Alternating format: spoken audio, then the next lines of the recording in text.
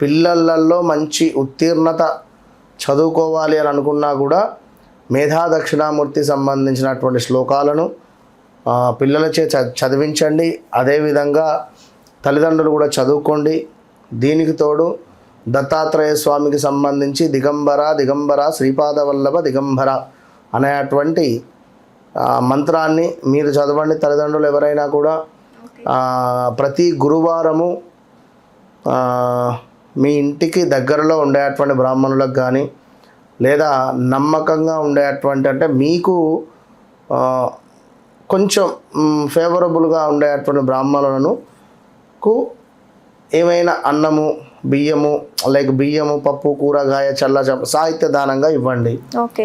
దీనికి తోడు కుదిరితే దంపతులను ఒకరోజు ఇంటికి పిలిచి భోజనం పెట్టండి. మంచి ఫలితం మాత్రం ఉంటుంది ఖచ్చితంగా కూడా.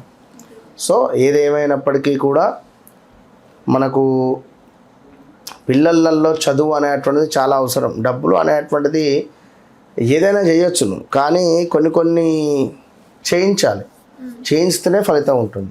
సహస్ర మోదక హోమము గణపతికి ఎంతో విశేషం.